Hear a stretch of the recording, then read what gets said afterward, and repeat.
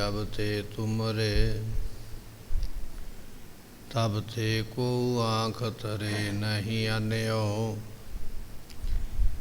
राम रहीम पुराण कुरान अनेक कहे मत एक न मान्यो। सिमरत शास्त्र वेद सब बहु भेद कहे हम एक न जान्यो। सिरियस पान कृपा तुमरी कर मैं ना कहयो। सब तोहे बखान्यो। सगल द्वार को छाड़ के गयो तुहारो। बाहे गए की लाज अस गोविंद दास तुहार। सुखो टल गुर सेविया ऐनस सहज सुभाए। दर्शन परसिय गुरु के जन्म मरण दुख जाए। सिफत समधि अरसों कुरसों चटिया। डिठे सच्चे पातशाह माल जन्म जन्म दी कटिया। डिठे सच्चे पातशाह माल जन्म जन्म दी कटिया। सतनाम श्री वाहिगुरु साहिब जीओ। सोरठ महला चौथा पंचपदा। अचर चरे ता सिद्ध होई। सिद्धि ते बुद्ध पाई। प्रेम के सर लागे तन भीतर ता परम काटिया जाई। मेरे गोविंद अपने जन को देह वड्याई। गुरमत राम नाम परगासो सदा रहो सरनाई। अचर चरे ता सिद्ध होई। सिद्धि ते बुद्ध पाई। वाहिगुरु जी का खालसा वाहिगुरु जी की फतेह। गुरु ग्रंथ साहिब जियां ने महान कृपा करके अमृत वेले दा ये सुभाग समा सानू बख्शिश किया। गुरु नानक दे पातशाह जियां ने जिस बाणी का आपां नितनेम करके गुरु घर विखे पहुँचे हाँ, श्री जपजी साहब की बाणी। इस बाणी विच महाराज जियां ने बचन लिखिया है सानू समझाउण वास्ते। जदों सिद्ध लोग महाराज दे नाल चर्चा करदे विचार करदे किसी गल दे उपर विचार दे विच हार जांदे। जदों सिद्ध शक्ति का प्रदर्शन करदे अपनी करामात का जोर लाउंदे उदों भी हार जांदे। जदों सिद्ध शक्ति करके और अपनी विचार करके गुरु नानक साहब नूं जित ना सके फिर उन्होंने एक सवाल किया। कहन लगे सतगुरु ये कृपा करके दसो भी परमात्मा दे दर्शन करने होण अकाल पुरख दे दर्शन करने होण वो दर्शन किस तरह होंदे ने। किहड़ी वस्तु लैके जाइए किहड़ी वस्तु का प्रसाद लैके जाइए किहड़ी वस्तु मत्था टेकण दे रूप दे विच लैके जाइए जिस करके परमात्मा दिस पवे।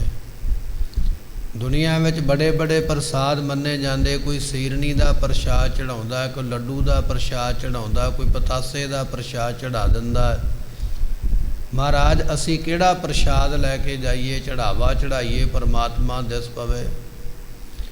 दुनिया के लोग कोई वस्त्रां का चढ़ावा चढ़ाउंदा है, कोई सोने का, कोई चांदी का, कोई हीरियां का, कोई माया का चढ़ावा चढ़ाउंदा। असी काहदा चढ़ावा चढ़ाइए जिस करके परमात्मा दे दीदारे प्राप्त हो जान। ये साडा सवाल है, सानू हाले तक ये समझ नहीं आई ਵੀ ਉਹ ਕਿਹੜਾ ਕਰਮ ਕਰੀਏ ਜਿਸ ਕਰਕੇ ਪਰਮੇਸ਼ਰ ਦੇ ਦਰਸ਼ਨ ਹੋ ਜਾਣ। ਇਹ ਇਕੱਲਾ ਸਿੱਧਾਂ ਦਾ ਸਵਾਲ ਨਹੀਂ ਹੈ, ਇਹ ਸਵਾਲ ਸਾਡਾ ਵੀ ਹੈ। ਤੇ ਗੁਰੂ ਨਾਨਕ ਦੇਵ ਪਾਤਸ਼ਾਹ ਮਹਾਰਾਜ ਜੀਆਂ ਨੇ ਉਹਨਾਂ ਬਚਨਾਂ ਨੂੰ ਗੁਰਬਾਣੀ ਵਿੱਚ ਲਿਖਿਆ, ਕਹਿਣ ਲੱਗੇ ਫੇਰ ਕੇ ਅੱਗੇ ਰੱਖੀਐ ਜਿਤ ਦਿਸੈ ਦਰਬਾਰ। ਦਰਬਾਰ ਨਾਮ ਸਰੂਪ ਦਾ ਹੈ। ਕਹਿਣ ਲੱਗੇ ਫਿਰ ਕਿਹੜੀ ਵਸਤੂ ਦਾ ਪ੍ਰਸ਼ਾਦ ਰੱਖੀਏ, ਕਿਹੜੀ ਵਸਤੂ ਚੜਾਵੇ ਦੇ ਰੂਪ ਦੇ ਵਿੱਚ ਰੱਖੀਏ ਜਿਸ ਕਰਕੇ ਪਰਮਾਤਮਾ ਦੇ ਦਰਬਾਰ ਦੇ ਸਰੂਪ ਦੇ ਦਰਸ਼ਨ ਹੋ ਜਾਣ, ਸੱਚਖੰਡ ਦੀ ਪ੍ਰਾਪਤੀ ਹੋ ਜਾਵੇ। ਕਿਰਪਾ ਕਰਕੇ ਆਪ ਜੀ ਦੱਸ ਦੇਵੋ। ਇਹ ਸਾਡੇ ਤੇ ਰਹਿਮ ਕਰੋ, ਕਿਰਪਾ ਕਰੋ ਵੀ ਇਹ ਸਾਡਾ ਸਵਾਲ ਹੈ। ਪਰਮੇਸ਼ਰ ਨੂੰ ਕੀ ਭੇਟਾ ਦਈਏ, ਕਿਹੜਾ ਚੜਾਵਾ ਦਈਏ ਜਿਸ ਕਰਕੇ ਉਹਦੇ ਦਿਦਾਰੇ ਪ੍ਰਾਪਤ ਹੋ ਜਾਣ। ਤੇ ਗੁਰੂ ਨਾਨਕ ਦੇਵ ਪਾਤਸ਼ਾਹ ਮਹਾਰਾਜ ਜੀ ਸੁਣ ਕੇ ਸਵਾਲ ਕਹਿਣ ਲੱਗੇ, ਅੰਮ੍ਰਿਤ ਵੇਲਾ ਸੱਚ ਨਾਓ। ਜੇ ਪਰਮੇਸ਼ਰ ਨੂੰ ਭੇਟਾ ਦੇਣੀ ਚਾਹੁੰਦੇ ਹੋ ਨਾ, ਤੇ ਦੁਨੀਆ ਵਿੱਚ ਸਾਰੇ ਲੋਕ ਭੇਟਾ ਨਹੀਂ ਦੇ ਸਕਦੇ। ਜਿਹਦੇ ਕੋਲ ਮਾਇਆ ਹੈ ਉਹ ਤੇ ਪ੍ਰਸ਼ਾਦ ਲੈ ਜਾਏਗਾ, ਜਿਹਦੇ ਕੋਲ ਮਾਇਆ ਹੈ ਉਹ ਤੇ ਚੜਾਵਾ ਲੈ ਜਾਏਗਾ। ਪਰ ਜਿਹੜਾ ਗਰੀਬ ਹੈ, ਕੰਗਾਲ ਹੈ, ਉਹਦੇ ਕੋਲ ਮਾਇਆ ਨਹੀਂ, ਉਹ ਕਿੱਥੋਂ ਪ੍ਰਸ਼ਾਦ ਲੈ ਕੇ ਜਾਵੇ, ਉਹ ਕਿੱਥੋਂ ਚੜਾਵਾ ਲੈ ਕੇ ਜਾਵੇ। ਜਾਂ ਦੂਜਾ ਬਚਨ ਇਹ ਹੈ, ਜਿਹਦਾ ਤੇ ਸਰੀਰ ਤੰਦਰੁਸਤ ਹੈ ਉਹ ਤੇ ਚੱਲ ਕੇ ਚਲਾ ਜਾਵੇਗਾ। ਜਿਹੜਾ ਮੰਜੇ ਤੇ ਪਿਆ ਹੋਇਆ ਉਹ ਚੜਾਵਾ ਕਿਵੇਂ ਚੜਾਏਗਾ, ਪ੍ਰਸ਼ਾਦ ਕਿਵੇਂ ਚੜਾਏਗਾ, ਉਹ ਤੇ ਖਾਲੀ ਰਹਿ ਗਿਆ ਨਾ। ਮਹਾਰਾਜ ਕਹਿਣ ਲੱਗੇ ਨਹੀਂ ਭਾਈ, ਪਰਮਾਤਮਾ ਦੇ ਅੱਗੇ ਜੇ ਕੋਈ ਭੇਟਾ ਰੱਖਣੀ ਹੈ ਉਹਦਾ ਦਰਸ਼ਨ ਕਰਨ ਵਾਸਤੇ ਤੇ ਅੰਮ੍ਰਿਤ ਵੇਲਾ, ਇਹ ਅੰਮ੍ਰਿਤ ਵੇਲਾ ਹੈ ਸਭ ਤੋਂ ਵੱਡੀ ਭੇਟ ਜੇ ਤੂੰ ਗੁਰੂ ਨੂੰ ਦੇਣੀ ਚਾਹੁੰਦਾ। ਇਹ ਅੰਮ੍ਰਿਤ ਵੇਲਾ ਇਕੱਲੇ ਰਾਜੇ ਨੂੰ ਪ੍ਰਾਪਤ ਨਹੀਂ ਹੁੰਦਾ, ਭਿਖਾਰੀ ਨੂੰ ਵੀ ਪ੍ਰਾਪਤ ਹੋ ਰਿਹਾ। ਮੰਗਤਾ ਜਿਹਦੇ ਜੇਬ ਦੇ ਵਿੱਚ ਧੇਲਾ ਨਹੀਂ ਹੈ ਉਹਦੇ ਕੋਲ ਵੀ ਅੰਮ੍ਰਿਤ ਵੇਲਾ ਹੈ, ਉਹ ਆਪਣੇ ਅੰਮ੍ਰਿਤ ਵੇਲੇ ਦੀ ਭੇਟਾ ਰੱਖ ਸਕਦਾ ਹੈ। ਜਿਹੜਾ ਮੰਜੇ ਤੇ ਪਿਆ ਹੋਇਆ ਨਹੀਂ ਚੱਲ ਫਿਰ ਸਕਦਾ, ਅੰਮ੍ਰਿਤ ਵੇਲਾ ਤੇ ਉਸ ਦੇ ਕੋਲ ਵੀ ਹੈ, ਉਹ ਵੀ ਆਪਣੀ ਭੇਟ ਦੇ ਸਕਦਾ ਹੈ। ਅੰਮ੍ਰਿਤ ਵੇਲਾ ਇਹ ਸਭ ਤੋਂ ਵੱਡੀ ਭੇਟ ਹੈ ਪਰਮੇਸ਼ਰ ਨੂੰ ਜੇ ਦੇਣੀ ਚਾਹੁੰਦਾ। ਫੇਰ ਕਿ ਅੱਗੇ ਰੱਖੀਐ ਜਿਤ ਦਿਸੈ ਦਰਬਾਰ। ਕਿਹੜੀ ਵਸਤੂ ਦਾ ਚੜਾਵਾ ਚੜਾ ਦੇਵਾਂ, ਕਿਹੜੀ ਵਸਤੂ ਭੇਟਾ ਪ੍ਰਸ਼ਾਦ ਦੇ ਰੂਪ ਦੇ ਵਿੱਚ ਰੱਖ ਦੇਵਾਂ। ਤੇ ਗੁਰੂ ਨਾਨਕ ਸਾਹਿਬ ਪਾਤਸ਼ਾਹ ਕਹਿਣ ਲੱਗੇ, ਨਾ ਦੁਨੀਆ ਦੇ ਪ੍ਰਸਾਦ ਦੀ ਭੁੱਖ ਹੈ, ਨਾ ਦੁਨੀਆ ਦੇ ਕਿਸੇ ਚੜਾਵੇ ਦੀ ਭੁੱਖ ਹੈ। ਜੇ ਪਰਮਾਤਮਾ ਨੂੰ ਦੇਣਾ ਚਾਹਣਾ ਤੇ ਅੰਮ੍ਰਿਤ ਵੇਲੇ ਦਾ ਸਮਾਂ ਦੇ ਦੇ, ਅੰਮ੍ਰਿਤ ਵੇਲਾ ਉਹਦੇ ਲੇਖੇ ਲਾ ਦੇ। ਜਦੋਂ ਅੰਮ੍ਰਿਤ ਵੇਲਾ ਤੇਰੇ ਗੁਰੂ ਦਾ ਬਣ ਗਿਆ, ਅੰਮ੍ਰਿਤ ਵੇਲਾ ਤੂੰ ਪਰਮੇਸ਼ਰ ਦਾ ਜਾਣ ਕੇ ਉਹਨੂੰ ਦੇ ਦਿੱਤਾ, ਅੰਮ੍ਰਿਤ ਵੇਲੇ ਉੱਠ ਕੇ ਯਾਦ ਸਿਮਰਨ ਵਿੱਚ ਬੈਠ ਗਿਆ, ਉਹ ਪਰਮਾਤਮਾ ਤੇਰੇ ਤੇ ਇੰਨਾ ਖੁਸ਼ ਹੋਵੇਗਾ, ਇੰਨਾ ਖੁਸ਼ ਹੋਵੇਗਾ, ਉਹ ਤੈਨੂੰ ਆਪਣਾ ਆਪ ਵਿਖਾ ਦੇਵੇਗਾ, ਤੈਨੂੰ ਉਹਦੇ ਦਰਸ਼ਨ ਹੋ ਜਾਣਗੇ। ਇਹ ਬਚਨ ਗੁਰੂ ਨਾਨਕ ਸਾਹਿਬ ਪਾਤਸ਼ਾਹ ਨੇ ਆਖੇ। ਆਪ ਸੰਗਤਾਂ ਵੱਡਿਆਂ ਭਾਗਾਂ ਵਾਲੇ ਹੋ ਜੋ ਅੰਮ੍ਰਿਤ ਵੇਲੇ ਤੋਂ ਸਤਿਗੁਰਾਂ ਨੂੰ ਭੇਟਾ ਦੇ ਰਹੇ ਹੋ, ਆਪਣੇ ਅੰਮ੍ਰਿਤ ਵੇਲੇ ਸਮੇਂ ਦੀ ਨਾਮ ਬਾਣੀ ਨੂੰ ਸਰਵਣ ਕਰ ਰਹੇ ਹੋ। ਇਸ ਵੇਲੇ ਆਪਾਂ ਗੁਰਬਾਣੀ ਦੀ ਕਥਾ ਸਰਵਣ ਕਰਦੇ ਹਾਂ, ਮਹਾਰਾਜ ਕੀ ਬਖਸ਼ਿਸ਼ ਕਰਦੇ ਆਪਾਂ ਸਰਵਣ ਕਰਾਂਗੇ। ਆਓ ਮਿਲ ਕੇ ਆਖੀਏ ਸਤਨਾਮ ਸ੍ਰੀ ਵਾਹਿਗੁਰੂ ਸਾਹਿਬ ਜੀ। ਸਤਨਾਮ ਸ੍ਰੀ ਵਾਹਿਗੁਰੂ ਸਾਹਿਬ ਜੀਓ। ਸੋਰਠ ਮਹਲਾ ਚੌਥਾ ਪੰਚ ਪਦਾ। ਸੋਰਠ ਰਾਗ ਦਾ ਇਹ ਸ਼ਬਦ ਹੈ ਤੇ ਮਹੱਲਾ ਚੌਥਾ। ਮਹੱਲਾ ਤੋਂ ਭਾਵ ਗੁਰਮੁਖੋ ਸਰੂਪ ਹੈ ਤੇ ਚੌਥਾ ਸਰੂਪ ਗੁਰੂ ਰਾਮਦਾਸ ਪਾਤਸ਼ਾਹ ਦਾ ਹੈ। ਇਹ ਜਿਹੜਾ ਅੰਕ ਅੱਗੇ ਆ ਜਾਂਦਾ ਨਾ, ਇੱਕ ਦੂਜਾ ਤੀਜਾ ਚੌਥਾ ਪੰਜਵਾਂ, ਇਹ ਅੰਕ ਤੋਂ ਭਾਵ ਗਿਣਤੀ ਲੈ ਲੈਣੀ ਹੈ। ਕਿਹੜੀ ਗਿਣਤੀ? ਉਸ ਗਿਣਤੀ ਵਿੱਚ ਕਿਹੜੇ ਗੁਰੂ ਸਾਹਿਬ ਗੁਰਤਾ ਗੱਦੀ ਤੇ ਬੈਠੇ, ਇਹ ਸ਼ਬਦ ਉਸ ਗੁਰੂ ਸਾਹਿਬ ਦਾ ਹੈ। ਹੁਣ ਚੌਥੀ ਥਾਂ ਤੇ ਗੁਰਤਾ ਗੱਦੀ ਤੇ ਗੁਰੂ ਰਾਮਦਾਸ ਪਾਤਸ਼ਾਹ ਬੈਠੇ, ਇਹ ਚੌਥਾ ਅੰਕ ਤਾਂ ਲਿਖਿਆ ਵੀ ਚੌਥੇ ਪਾਤਸ਼ਾਹ ਗੁਰੂ ਰਾਮਦਾਸ ਪਾਤਸ਼ਾਹ ਦਾ ਇਹ ਸ਼ਬਦ ਹੈ। ਪੰਚ ਪਦਾ, ਇਹਦੇ 5 ਪੌੜੀਆਂ ਨੇ, 5 ਪੌੜੀਆਂ ਵਾਲਾ ਇਹ ਸ਼ਬਦ ਬਖਸ਼ਿਸ਼ ਕਰਦੇ। ਇਹਦੇ ਤੋਂ ਅੱਗੇ ਗੁਰੂ ਅਰਜਨ ਸਾਹਿਬ ਪਾਤਸ਼ਾਹ ਦੀ ਬਾਣੀ ਸ਼ੁਰੂ ਹੋ ਜਾਏਗੀ। ਇਹਨਾਂ ਸ਼ਬਦਾਂ ਦੇ ਵਿੱਚ ਗੁਰੂ ਰਾਮਦਾਸ ਪਾਤਸ਼ਾਹ ਦਾ ਅਖੀਰਲਾ ਸ਼ਬਦ ਹੈ। ਫਿਰ ਗੁਰੂ ਅਰਜਨ ਸਾਹਿਬ ਪਾਤਸ਼ਾਹ ਦੀ ਅੱਗੇ ਬਾਣੀ ਸਰਵਣ ਕਰਾਂਗੇ। ਉਸ ਤੋਂ ਬਾਅਦ ਵਿੱਚ ਫਿਰ ਜਾ ਕੇ ਜਿਵੇਂ ਜਿਵੇਂ ਕ੍ਰਮਵਾਰ ਸ਼ਬਦ ਆਉਣਗੇ ਆਪਾਂ ਸਰਵਣ ਕਰਾਂਗੇ। ਗੁਰੂ ਰਾਮਦਾਸ ਪਾਤਸ਼ਾਹ ਜੀ ਪਵਿੱਤਰ ਉਪਦੇਸ਼ ਬਖਸ਼ਿਸ਼ ਕਰਦੇ ਹਨ। ਅਚਰ ਚਰੈ ਤਾਂ ਸਿੱਧ ਹੋਈ ਸਿੱਧੀ ਤੇ ਬੁੱਧ ਪਾਈ। ਮਹਾਰਾਜ ਨੂੰ ਸਵਾਲ ਕੀਤਾ ਕਿਸੇ ਨੇ, ਮੁਕਤੀ ਕਿਵੇਂ ਮਿਲਦੀ ਹੈ? ਇਹ ਪਹਿਲਾ ਸਵਾਲ ਹੈ, ਮੁਕਤ ਕਿਵੇਂ ਹੋਈਦਾ। ਦੂਜਾ ਸਵਾਲ ਇਹ ਹੈ ਵੀ ਮਨ ਕਿਵੇਂ ਪਵਿੱਤਰ ਹੁੰਦਾ ਹੈ, ਅੰਤःਕਰਨ ਸਾਡਾ ਹਿਰਦਾ ਜਿਹੜਾ ਉਹ ਪਵਿੱਤਰ ਕਿਵੇਂ ਹੋਵੇਗਾ। ਇਹ ਦੂਜਾ ਸਵਾਲ ਹੈ। ਇਹ ਹੁਣ ਸਾਡੇ ਮਨ ਵਿੱਚ ਸਵਾਲ ਨੇ ਵੀ ਮੁਕਤੀ ਕਿਵੇਂ ਲਈਏ। ਦੂਜਾ ਸਵਾਲ ਹੈ ਵੀ ਸਾਡਾ ਅੰਤःਕਰਨ ਹਿਰਦਾ ਕਿਵੇਂ ਸ਼ੁੱਧ ਹੋਵੇ। ਤੇ ਗੁਰੂ ਰਾਮਦਾਸ ਪਾਤਸ਼ਾਹ ਜਵਾਬ ਦਿੰਦੇ ਕਹਿਣ ਲੱਗੇ, ਅਚਰ ਚਰੈ, ਜਿਹੜੇ ਤੇਰੇ ਸਰੀਰ ਨੂੰ ਅੰਦਰੋਂ ਖਾ ਰਹੇ ਨੇ ਨਾ, ਕਾਮ ਕ੍ਰੋਧ ਲੋਭ ਮੋਹ ਹੰਕਾਰ, ਇਹਨਾਂ ਨੂੰ ਚਰੈ ਕਹੀਏ, ਨਾਸ ਕਰ, ਅਭਾਵ ਕਰ, ਪਰੇ ਕਰ। ਜਿਹੜੇ ਤੇਰੇ ਸਰੀਰ ਦੇ ਅੰਦਰੋਂ ਸ਼ੁਭ ਗੁਣ ਖਾਂਦੇ ਪਏ, ਕਾਮ ਖਾ ਰਿਹਾ ਸ਼ੁਭ ਗੁਣ, ਕ੍ਰੋਧ ਖਾ ਰਿਹਾ ਸ਼ੁਭ ਗੁਣ, ਲੋਭ ਖਾ ਰਿਹਾ ਸ਼ੁਭ ਗੁਣ, ਹੰਕਾਰ ਤੇ ਮੋਹ ਵੀ ਖਾਂਦੇ ਪਏ ਨੇ। ਇਹ ਜਿਹੜੇ ਖਾ ਜਾਣ ਵਾਲੇ ਸਾਡੇ ਸ਼ੁਭ ਗੁਣਾਂ ਨੂੰ, ਸਾਡੇ ਸਰੀਰ ਦੀ ਤਾਕਤ ਨੂੰ ਵੀ ਖਾ ਜਾਂਦਾ ਕਾਮ, ਸਾਡੇ ਸਰੀਰ ਦੇ ਜ਼ੋਰ ਨੂੰ ਵੀ ਖਾ ਜਾਂਦਾ ਲੋਭ, ਜਾਂ ਇਸ ਤਰ੍ਹਾਂ ਕਹਿ ਲਈਏ ਕ੍ਰੋਧ। ਇਹ ਤੇਰੇ ਸਰੀਰ ਦੀ ਤਾਕਤ ਨੂੰ ਵੀ ਖਾਣ ਵਾਲੇ ਨੇ, ਤੇਰੇ ਅੰਦਰੋਂ ਸ਼ੁਭ ਗੁਣਾਂ ਨੂੰ ਵੀ ਖਾਣ ਵਾਲੇ ਨੇ। ਇਹਨਾਂ ਖਾਣ ਵਾਲੇ ਵਿਕਾਰਾਂ ਨੂੰ ਅਚਰੈ ਦੂਰ ਕਰ, ਪਰੇ ਕਰ, ਨਾਸ਼ ਕਰ ਦੇ, ਅਭਾਵ ਕਰ ਦੇ, ਇਹਨਾਂ ਨੂੰ ਪਰੇ ਕਰ। ਇਹ ਬਚਨ ਗੁਰੂ ਰਾਮਦਾਸ ਪਾਤਸ਼ਾਹ ਦੇ।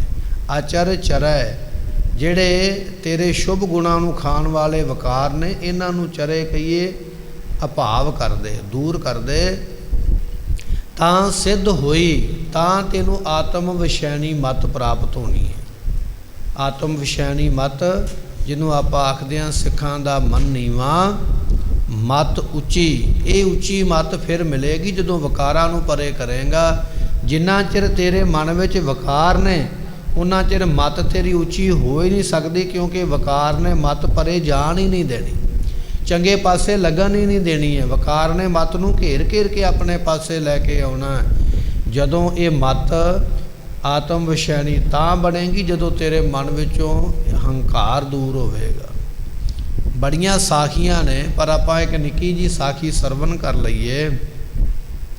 ਗੁਰੂ ਗੋਬਿੰਦ ਸਿੰਘ ਮਹਾਰਾਜ ਜੀ ਦਮਦਮਾ ਸਾਹਿਬ ਦੀ ਧਰਤੀ ਤੇ ਪਹੁੰਚੇ ਤੇ ਮਹਾਰਾਜ ਸਾਹਿਬ ਜੀਆਂ ਨੂੰ ਜਿੱਥੇ ਕਈ ਗੁਰਸਿੱਖ ਮਿਲੇ, ਭਾਈ ਭਰਮ ਸਿੰਘ ਵਰਗੇ, ਭਾਈ ਧਰਮ ਸਿੰਘ ਵਰਗੇ, ਉੱਥੇ ਇੱਥੋਂ ਦਾ ਚੌਧਰੀ ਡੱਲਾ ਵੀ ਆ ਕੇ ਮਿਲਿਆ।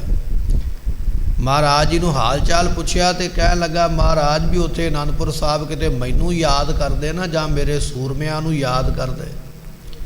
ਤੇ ਫਿਰ ਮਹਾਰਾਜ ਵੇਖੋ ਵੀ ਕਿਵੇਂ ਜੰਗ ਹੁੰਦਾ। ਮਾਣ ਸੀ, ਹੰਕਾਰ ਸੀ ਵੀ ਮੇਰੇ ਸੂਰਮੇ ਬੜੇ ਤਾਕਤ ਵਾਲੇ, ਬੜੇ ਬੜੇ ਜ਼ੋਰ ਵਾਲੇ, ਬੜਾ ਬੜਾ ਜੰਗ ਕਰਨ ਵਾਲੇ। ਹੰਕਾਰ ਆ ਗਿਆ ਨਾ, ਜਿੰਨਾ ਚਿਰ ਹੰਕਾਰ ਹੈ ਉਹਨਾਂ ਚਿਰ ਮਤ ਉਜਲ ਹੋ ਨਹੀਂ ਸਕਦੀ ਹੈ, ਆਤਮ ਵਿਸ਼ੈਣੀ ਨਹੀਂ ਹੋ ਸਕਦੀ। ਸਤਿਗੁਰੂ ਬਚਨ ਸੁਣਦੇ ਰਹੇ, ਕਹਿਣ ਲੱਗੇ ਠੀਕ ਹੈ, ਸਾਡੇ ਤੋਂ ਗਲਤੀ ਹੋ ਗਈ, ਸਾਨੂੰ ਪਤਾ ਹੁੰਦਾ ਭਾਈ ਡੱਲਿਆ ਸੀ ਤੈਨੂੰ ਬੁਲਾ ਲੈਂਦੇ, ਤੇਰੇ ਕੋਲ ਇੰਨੇ ਤਾਕਤ ਵਾਲੇ ਸੂਰਮੇ, ਅਸੀਂ ਉਹਨਾਂ ਦੇ ਕੋਲੋਂ ਕੰਮ ਲੈ ਲੈਂਦੇ। ਪਰ ਹੁਣ ਸਮਾਂ ਨਿਕਲ ਗਿਆ ਨਾ ਭਾਈ ਡੱਲ ਸਿੰਘ, ਹੁਣ ਗਿਆ ਹੋਇਆ ਸਮਾਂ ਤੇ ਨਹੀਂ ਨਾ ਵਾਪਸ ਆ ਸਕਦਾ। ਪਰ ਮਤ ਨਹੀਂ ਨਾ ਆਤਮ ਵਿਸ਼ੈਣੀ, ਮੈਂ ਕਿਸ ਗੁਰੂ ਦੇ ਅੱਗੇ ਗੱਲ ਕਰਦਾ ਪਿਆ, ਹੰਕਾਰ ਵਿਖਾਉਂਦਾ ਪਿਆ।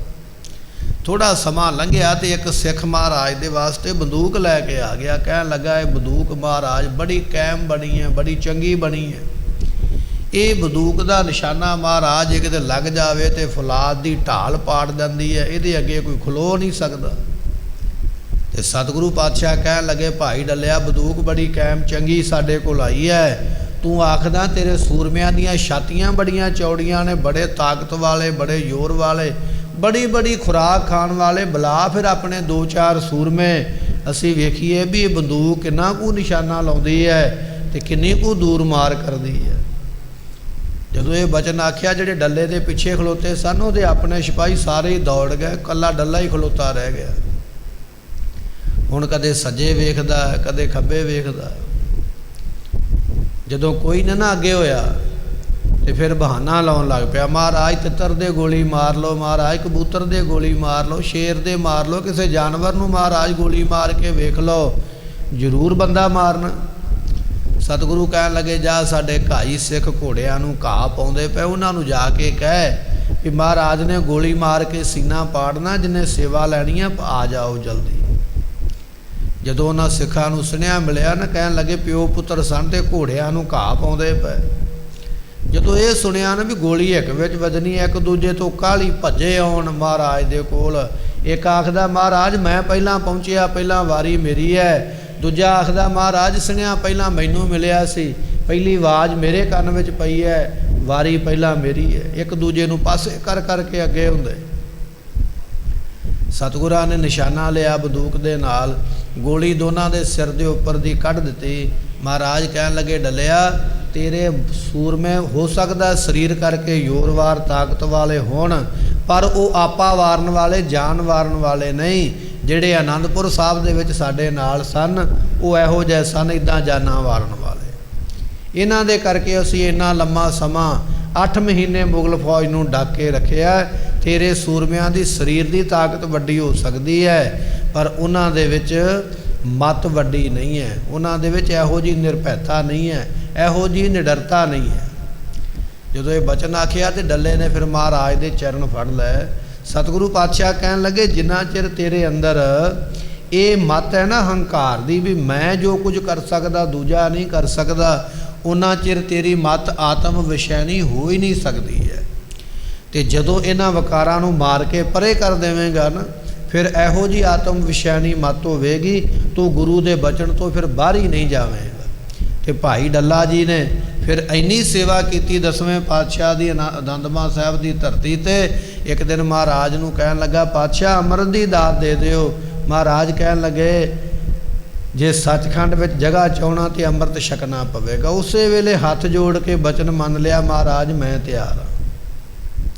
ਜਦੋਂ ਆਤਮ ਵਿਸ਼ੈਨੀ ਮੱਤ ਹੋ ਜਾਂਦੀ ਹੈ ਫਿਰ ਸਿੱਖ ਗੁਰੂ ਦੇ ਬਚਨ ਤੋਂ ਮੁਕਰਦਾ ਨਹੀਂ, ਪਰੇ ਨਹੀਂ ਹੁੰਦਾ, ਉੱਥੇ ਫਿਰ ਆਪਾ ਕੁਰਬਾਨ ਕਰ ਦਿੰਦਾ ਹੈ। ਤੇ ਜਿੰਨਾ ਚਿਰ ਹੰਕਾਰ ਹੁੰਦਾ ਉਹਨਾਂ ਚਿਰ ਫਿਰ ਇਹ ਬਚਨ ਕਰਦਾ ਵੀ ਜੋ ਮੈਂ ਕਰ ਸਕਦਾ ਉਹ ਕੋਈ ਦੂਜਾ ਕਰ ਨਹੀਂ ਸਕਦਾ। ਪਾਤਸ਼ਾਹ ਕਹਿਣ ਲੱਗੇ ਅਚਰ ਚਰੈ, ਨਾ ਚਰੇ ਜਾਣ ਵਾਲੇ, ਨਾ ਖਤਮ ਹੋਣ ਵਾਲੇ। ਇਹਨਾਂ ਵਕਾਰਾਂ ਨੂੰ ਪਹਿਲਾਂ ਚਰਜਾ ਖਤਮ ਕਰਦੇ, ਅਭਾਵ ਕਰਦੇ। ਸਿੱਧ ਹੋਈ ਤਾਂ ਤੇਰੀ ਇਹ ਜਿਹੜੀ ਅੰਤਹਿਕਰਨ ਹੈ ਨਾ ਇਹ ਸ਼ੁੱਧ ਹੋਵੇਗਾ। ਅੰਤਹਿਕਰਨ ਹਿਰਦਾ ਸ਼ੁੱਧ ਹੋਣ ਦੇ ਨਾਲ ਸਿੱਧੀ ਤੇ ਬੁੱਧ ਪਾਈ। ਜਦੋਂ ਆਤਮ ਵਿਸ਼ੈਣੀ ਮਤ ਮਿਲੇਗੀ, ਗੁਰ ਕੀ ਮਤ ਤੂੰ ਲੇਹ ਇਆਨੇ, ਭਗਤ ਬਿਨਾ ਬੋ ਡੂਬੇ ਸਿਆਣੇ। ਜਦੋਂ ਗੁਰੂ ਦੀ ਮਤ ਲਵੇਂਗਾ ਫਿਰ ਸਿੱਧ ਹੋਈ, ਫਿਰ ਮੁਕਤੀ ਮਿਲਦੀ ਹੈ।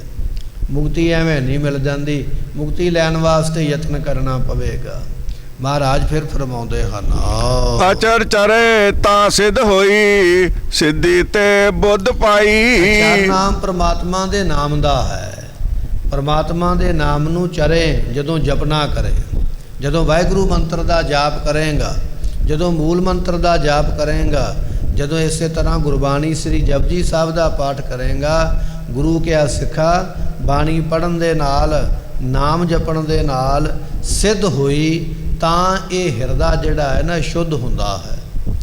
ਇਹ ਨਾਮ ਹੀ ਇਹੋ ਜਿਹਾ ਜਿਹੜਾ ਤੇਰੇ ਅੰਦਰੋਂ ਪਾਪਾਂ ਤੇ ਵਿਕਾਰਾਂ ਦੀ ਮੈਲ ਨੂੰ ਕੱਟੇਗਾ।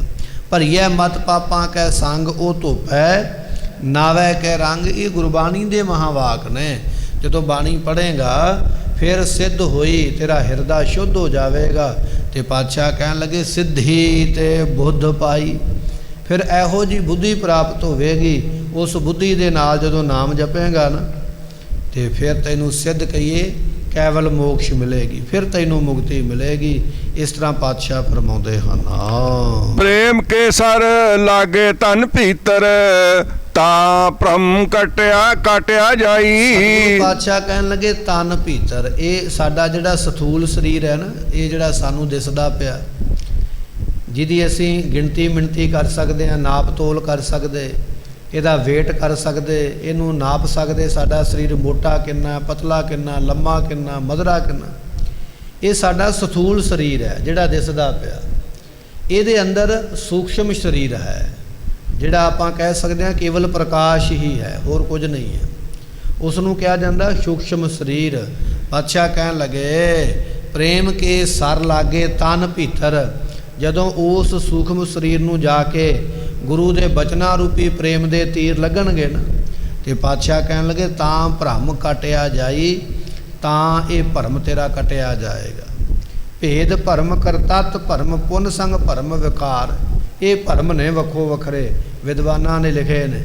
ਜਦੋਂ ਗੁਰੂ ਦਾ ਬਚਨ ਰੂਪੀ ਤੀਰ ਜਾ ਕੇ ਹਿਰਦੇ ਨੂੰ ਲੱਗਦਾ ਹੈ, ਮੇਰੇ ਮਨ ਪ੍ਰੇਮ ਲੱਗੋ ਹਰ ਤੀਰ, ਸੋ ਜਿਨ੍ਹਾਂ ਦੇ ਮਨ ਨੂੰ ਜਾ ਕੇ ਪ੍ਰੇਮ ਦੇ ਤੀਰ ਲੱਗੇ ਉਹਨਾਂ ਦਾ ਜੀਵਨ ਬਦਲ ਗਿਆ। ਗੁਰੂ ਹਰਿਕ੍ਰਿਸ਼ਨ ਪਾਤਸ਼ਾਹ ਮਹਾਰਾਜ ਜੀਆਂ ਦਾ ਦਰਬਾਰ ਸਜਿਆ ਹੋਇਆ, ਬੇਅੰਤ ਸੰਗਤਾਂ ਮਹਾਰਾਜ ਦੇ ਦਰਬਾਰ ਵਿੱਚ ਬੈਠੀਆਂ, ਬੜੀ ਗਹਿਮੋ ਗਹਿਮ ਹੈ, ਬੜੀ ਸੰਗਤ ਆ ਕੇ ਬੈਠੀ। ਹੁਣ ਜਿੱਥੇ ਲੋਕਾਂ ਦਾ ਇਕੱਠ ਹੋਵੇਗਾ ਉੱਥੇ ਚੋਰ ਵੀ ਤੇ ਆਉਣਗੇ ਨਾ, ਲੁੱਟਣ ਵਾਲੇ, ਪਰਸ ਮਾਰਨ ਵਾਲੇ, ਸਮਾਨ ਚੁੱਕਣ ਵਾਲੇ ਵੀ ਆ ਜਾਣਗੇ। ਇੱਕ ਚੋਰ ਨੇ ਕਿਸੇ ਜਥੇ ਦਾ ਪਿੱਛਾ ਕੀਤਾ, ਕੋਈ ਜਥਾ ਆ ਰਿਹਾ ਸੀ ਮਹਾਰਾਜ ਜੀ ਦੇ ਦਰਸ਼ਨ ਕਰਨ, ਜਥੇ ਦਾ ਪਿੱਛਾ ਕੀਤਾ ਚੋਰੀ ਕਰਨ ਵਾਸਤੇ, ਪਰ ਰਾਹ ਵਿੱਚ ਦਾ ਨਾ ਲੱਗਾ।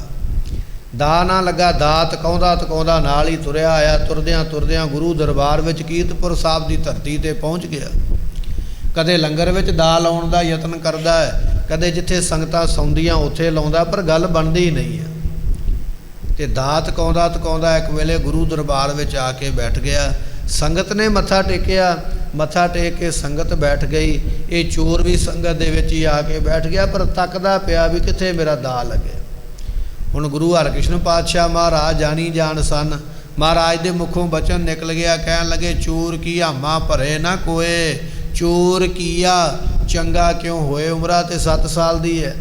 ਬੜੀ ਗਰਜਵੀਂ ਆਵਾਜ਼ ਦੇ ਵਿੱਚ, ਉੱਚੀ ਆਵਾਜ਼ ਦੇ ਵਿੱਚ ਜਦੋਂ ਬਚਨ ਪੜ੍ਹਿਆ, ਕਹਿਣ ਲੱਗੇ ਚੋਰ ਦੇ ਅੱਖਾਂ ਦੇ ਵਿੱਚੋਂ ਉਸ ਵੇਲੇ ਹੰਝੂ ਵਹਿਣ ਲੱਗ ਪਏ, ਉਸ ਵੇਲੇ ਰੋਣ ਲੱਗ ਪਿਆ, ਮਨ ਕੰਬ ਗਿਆ।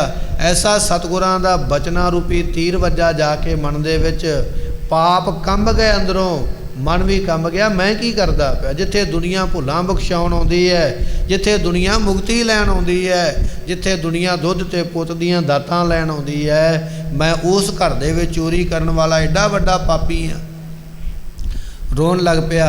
ਸੰਗਤ ਵਿੱਚ ਉੱਠ ਕੇ ਖੜਾ ਹੋ ਗਿਆ, ਹੱਥ ਜੋੜ ਕੇ ਮਾਫੀ ਮੰਗਦਾ ਪਿਆ, ਮਹਾਰਾਜ ਮੈਂ ਚੋਰ ਹਾਂ, ਮੈਂ ਚੋਰੀ ਕਰਨ ਆਇਆ। ਆਪ ਜੀ ਦੇ ਬਚਨ ਮੇਰੇ ਇਹੋ ਜਿਹੇ ਮਨ ਨੂੰ ਲੱਗੇ ਨੇ, ਚੋਰ ਕੀ ਹਾਮਾ ਭਰੇ ਨਾ ਕੋਏ, ਚੋਰ ਦੀ ਹਾਮੀ ਕੋਈ ਨਹੀਂ ਭਰਦਾ, ਚੋਰ ਕੀਆ ਚੰਗਾ ਕਿਉਂ ਹੋਏ। ਇਹ ਬਚਨ ਮਹਾਰਾਜ ਮੇਰੇ ਸਰੀਰ ਨੂੰ ਟੁੰਬ ਗਏ, ਮੇਰੇ ਤੋਂ ਗੁਨਾਹ ਹੋ ਗਿਆ, ਪਿਛਲੇ ਅਵਗੁਣ ਮੈਨੂੰ ਮਾਫ ਕਰ ਦਿਓ, ਗਾਂ ਵਾਸਤੇ ਮੈਨੂੰ ਉਪਦੇਸ਼ ਬਖਸ਼ਿਸ਼ ਕਰੋ। ਸਤਿਗੁਰੂ ਪਾਤਸ਼ਾਹ ਕਹਿਣ ਲੱਗੇ ਪ੍ਰੇਮ ਕੇ ਸਰ ਲਾਗੇ ਤਨ ਭੀਤਰ, ਜਿਨ੍ਹਾਂ ਨੂੰ ਸਤਿਗੁਰਾਂ ਦੇ ਬਚਨ ਜਿਹੜੇ ਨੇ ਤੀਰਾਂ ਦੇ ਵਾਂਗ ਜਿਨ੍ਹਾਂ ਦੇ ਮਨ ਨੂੰ ਜਾ ਕੇ ਲੱਗ ਜਾਂਦੇ, ਤਾਂ ਭਰਮ ਕਾਟਿਆ ਜਾਈ, ਤਾਂ ਫਿਰ ਉਹਨਾਂ ਦੇ ਭਰਮ ਸਾਰੇ ਕੱਟੇ ਜਾਂਦੇ, ਖਤਮ ਹੋ ਜਾਂਦੇ, ਨਾਸ ਹੋ ਜਾਂਦੇ ਹਨ। ਮੇਰੇ ਗੋਬਿੰਦ ਆਪਣੇ ਜਨ ਕੋ ਦੇਹ ਵਡਿਆਈ।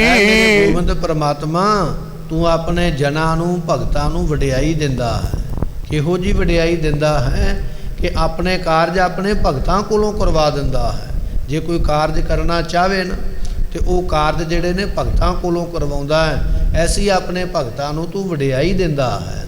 ਜਿਵੇਂ ਸੰਗਲਾਦੀਪ ਦੇ ਰਾਜੇ ਨੂੰ ਮਹਾਰਾਜ ਸਾਹਿਬ ਜੀਆਂ ਨੇ ਉਸ ਵੇਲੇ ਆਪਣੇ ਸਿੱਖ ਦੇ ਚਰਨਾਂ ਨਾਲ ਜੋੜ ਦਿੱਤਾ, ਇਸੇ ਤਰ੍ਹਾਂ ਜਿਵੇਂ ਵਜ਼ੀਰ ਖਾਨ ਨੂੰ ਮਹਾਰਾਜ ਨੇ ਆਖਿਆ ਸੀ ਤੇਰਾ ਰੋਗ ਤੇ ਬਾਬਾ ਬੁੱਢਾ ਸਾਹਿਬ ਜੀ ਠੀਕ ਕਰਨਗੇ। ਗੁਰੂ ਅਰਜਨ ਸਾਹਿਬ ਪਾਤਸ਼ਾਹ ਜੀਆਂ ਨੇ ਬਾਬਾ ਬੁੱਢਾ ਜੀਆਂ ਦੇ ਕੋਲੋਂ ਵਜ਼ੀਰ ਖਾਨ ਦਾ ਰੋਗ ਦੂਰ ਕਰਵਾ ਦਿੱਤਾ। ਜਿਵੇਂ ਮਾਤਾ ਗੰਗਾ ਜੀ ਨੇ ਆਖਿਆ ਮਹਾਰਾਜ ਪੁੱਤਰ ਦੀ ਦਾਤ ਚਾਹੀਦੀ ਹੈ, ਤੇ ਸਤਿਗੁਰੂ ਕਹਿਣ ਲੱਗੇ ਬਾਬਾ ਬੁੱਢਾ ਸਾਹਿਬ ਹੀ ਦੇਣਗੇ। ਇਸ ਤਰ੍ਹਾਂ ਮਹਾਰਾਜ ਤੁਸੀਂ ਆਪਣੇ ਭਗਤਾਂ ਨੂੰ, ਗੁਰਮੁਖਾਂ ਨੂੰ, ਗੁਰਸਿੱਖਾਂ ਨੂੰ ਪਾਤਸ਼ਾਹ ਜੀ ਵਡਿਆਈ ਦਿੰਦੇ ਹੋ। ਮੇਰੇ ਗੋਬਿੰਦ ਸਤਿਗੁਰੂ ਪਾਤਸ਼ਾਹ ਕਹਿਣ ਲੱਗੇ ਆਪਣੇ ਜਨ ਕੋ ਦੇਹ ਵਡਿਆਈ, ਤੂੰ ਆਪਣੇ ਜਨਾਂ ਭਗਤਾਂ ਨੂੰ ਵਡਿਆਈ ਦਿੰਦਾ ਹੈ। ਐਸੇ ਤੁਸੀਂ ਵੱਡੇ ਸਮਰੱਥ ਹੋ, ਐਸੇ ਤੁਸੀਂ ਵੱਡੇ ਹੋ, ਆਪਣੇ ਭਗਤਾਂ ਨੂੰ, ਗੁਰਮੁਖਾਂ ਨੂੰ, ਗੁਰਸਿੱਖਾਂ ਨੂੰ, ਨਾਮ ਜਪਣ ਵਾਲਿਆਂ ਨੂੰ ਵਡਿਆਈ ਦੇ ਬਚਨ ਜਿਹੜੇ ਹਨ ਉਹ ਬਖਸ਼ਿਸ਼ ਕਰ। ਰਾਖੋ ਰਾਖਣ ਹਾਰ ਦਿਆਲਾ, ਨਾਨਕ ਘਰ ਕੇ ਗੋਲੇ। ਅਸੀਂ ਤੇ ਆਪ ਜੀ ਦੇ ਘਰ ਦੇ ਗੋਲੇ ਹਾਂ, ਦਾਸ ਹਾਂ, ਸੇਵਕ ਹਾਂ, ਪਰ ਤੂੰ ਆਪਣੇ ਸੇਵਕਾਂ ਨੂੰ, ਗੁਰਮੁਖਾਂ ਨੂੰ, ਗੁਰਸਿੱਖਾਂ ਨੂੰ ਆਪ ਵਡਿਆਈ ਬਖਸ਼ਿਸ਼ ਕਰਦੇ ਹੋ। ਗੁਰਮਤਿ ਰਾਮ ਨਾਮ ਪਰਗਾਸੋ, ਸਦਾ ਰਹੋ ਸਰਣਾਈ। ਜਿਹੜੇ ਗੁਰੂ ਦੀ ਮੱਤ ਲੈ ਕੇ ਰਾਮ ਦੇ ਨਾਮ ਨੂੰ ਜਪਦੇ ਨੇ, ਰਾਮ ਦਾ ਨਾਮ ਆਪਣੇ ਆਪ ਨਹੀਂ ਜੇ ਜਪਿਆ ਜਾਣਾ। ਇਹ ਤੁਸੀਂ ਮਤਾਂ ਸੋਚ ਲਓ ਵੀ ਘਰੇ ਮੈਂ ਬੈਠ ਕੇ ਰਾਮ ਰਾਮ ਕਰੀ ਜਾਵਾਂ ਤੇ ਬਸ ਗੱਲ ਬਣ ਗਈ ਹੈ। ਨਹੀਂ, ਰਾਮ ਨਾਮ ਕਰਨ ਤੋਂ ਪਹਿਲਾਂ ਗੁਰੂ ਧਾਰਨ ਕਰਨਾ ਪੈਣਾ। ਵਾਹਿਗੁਰੂ ਮੰਤਰ ਦਾ ਜਾਪ ਤੇ ਕਰਦਾ ਪਿਆ, ਬੜੀ ਚੰਗੀ ਗੱਲ ਹੈ, ਪਰ ਵਾਹਿਗੁਰੂ ਮੰਤਰ ਦਾ ਜਾਪ ਕਰਨ ਤੋਂ ਪਹਿਲਾਂ ਗੁਰੂ ਧਾਰਨ ਕਰਨਾ ਪਵੇਗਾ। ਸਤਿਗੁਰੂ ਪਾਤਸ਼ਾਹ ਕਹਿਣ ਲੱਗੇ ਗੁਰਮਤਿ, ਗੁਰੂ ਦੀ ਮੱਤ ਲੈ ਕੇ, ਗੁਰੂ ਦੀ ਸਿੱਖਿਆ ਲੈ ਕੇ ਰਾਮ ਨਾਮ ਪ੍ਰਗਾਸੋ, ਰਾਮ ਦੇ ਨਾਮ ਦਾ ਜਾਪ ਕਰ, ਫਿਰ ਤੇਰੇ ਅੰਦਰ ਪ੍ਰਕਾਸ਼ ਹੋ ਜਾਏਗਾ, ਗਿਆਨ ਹੋ ਜਾਏਗਾ।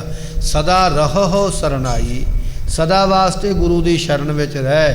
ਕਦੇ ਵੀ ਆਪਣੇ ਮਨ ਨੂੰ ਗੁਰੂ ਦੀ ਸ਼ਰਨ ਤੋਂ ਬਾਹਰ ਨਾ ਜਾਣ ਦੇ। ਜਿੰਨਾ ਚਿਰ ਤੂੰ ਮਨ ਕਰਕੇ ਤਨ ਕਰਕੇ ਗੁਰੂ ਦੀ ਸ਼ਰਨ ਵਿੱਚ ਬੈਠਾ, ਗੁਰੂ ਕਿਆ ਸਿੱਖਾ, ਮਨ ਕਰਕੇ ਗੁਰੂ ਦਾ ਬਚਨ ਮੰਨਦਾ ਪਿਆ, ਤਨ ਕਰਕੇ ਗੁਰੂ ਦੀ ਸੇਵਾ ਵਿੱਚ ਲੱਗਾ ਪਿਆ, ਉਹਨਾਂ ਚਿਰ ਗੁਰੂ ਤੇਰੇ ਤੇ ਮਿਹਰ ਦਾ ਹੱਥ ਰੱਖ ਕੇ ਤੇਰੇ ਤੇ ਕਿਰਪਾ ਕਰਦਾ। ਇਸ ਕਰਕੇ ਕਦੇ ਵੀ ਗੁਰੂ ਦੀ ਬਖਸ਼ਿਸ਼ ਤੋਂ, ਗੁਰੂ ਬਚਨਾਂ ਤੋਂ ਆਪਣੇ ਆਪ ਨੂੰ ਪਾਸੇ ਨਾ ਕਰਨਾ ਕਰ।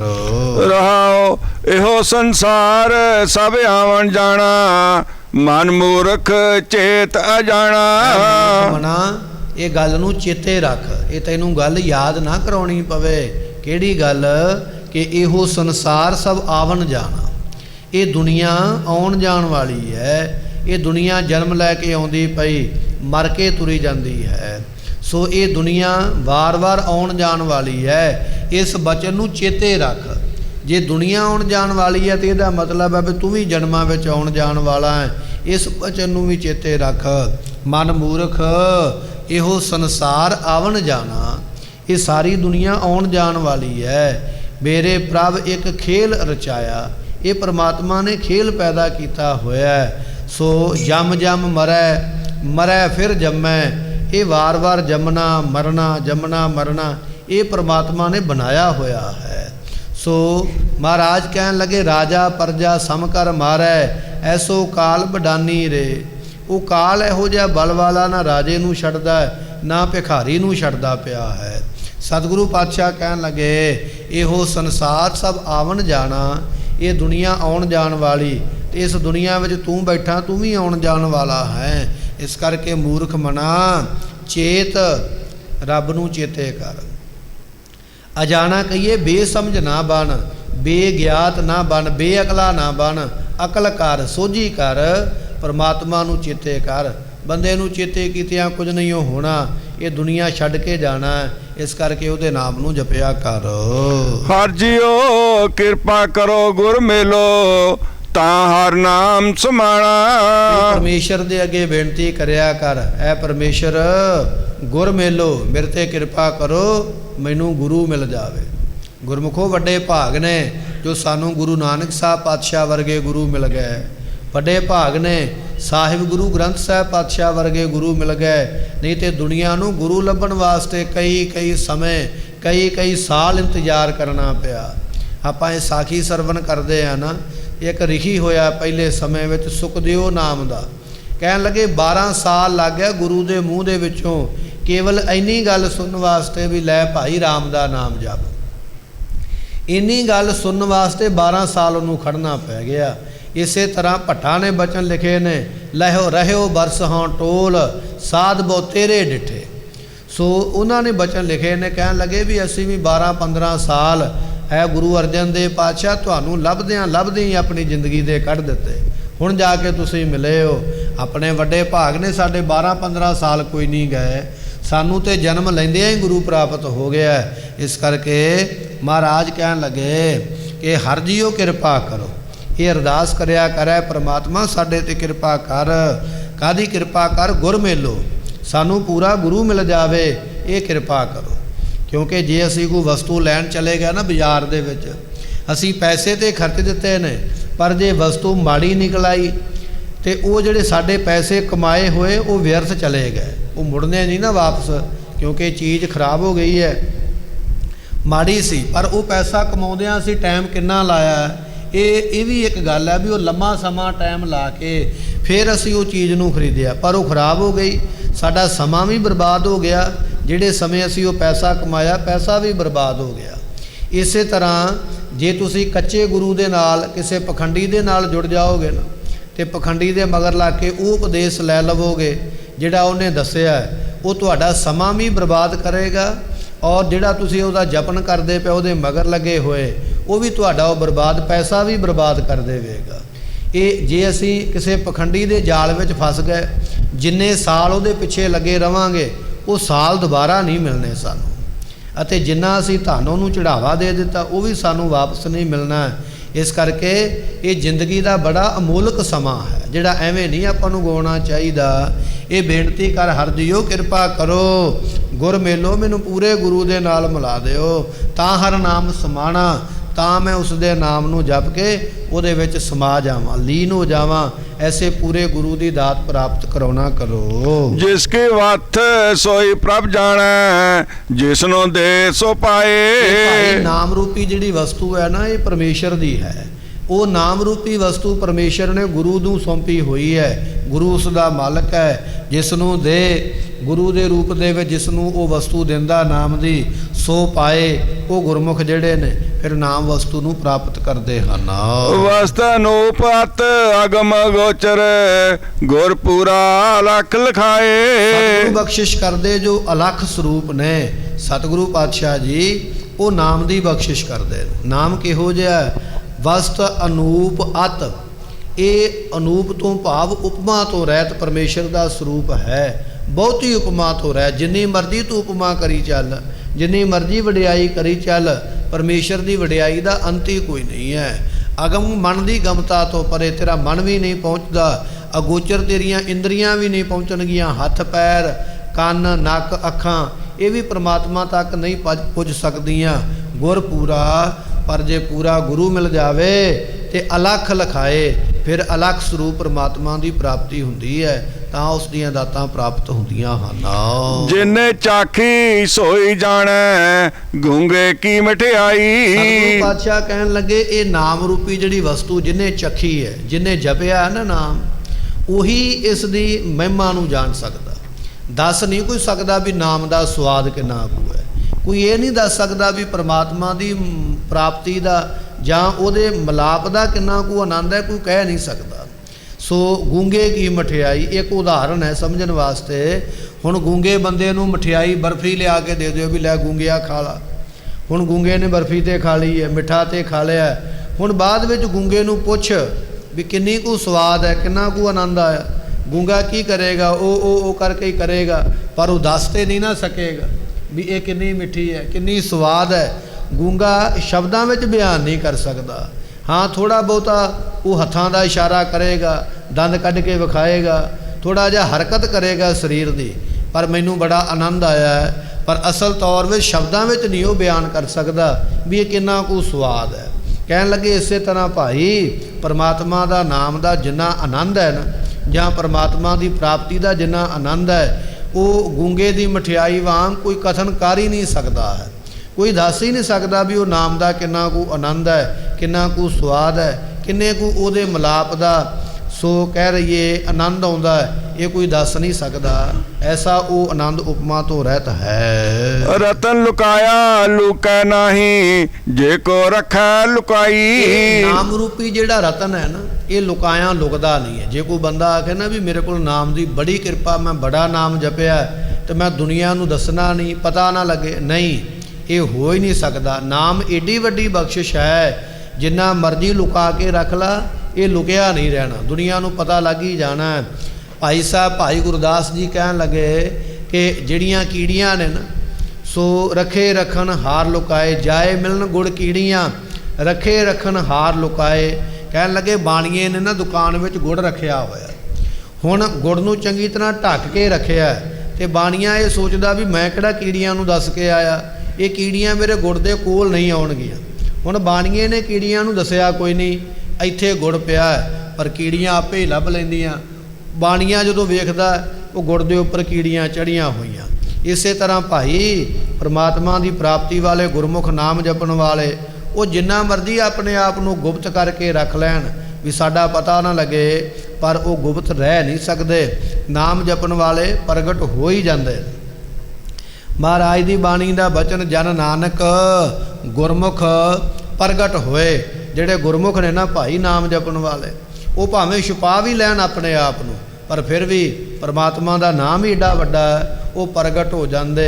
ਭਗਤ ਭਗਤ ਵੱਜਿਆ ਚੌਂ ਯੁੱਗਾਂ ਦੇ ਵਿੱਚ ਚਮਰਟਾ, ਇਹ ਬਚਨ ਆਉਂਦੇ ਨੇ।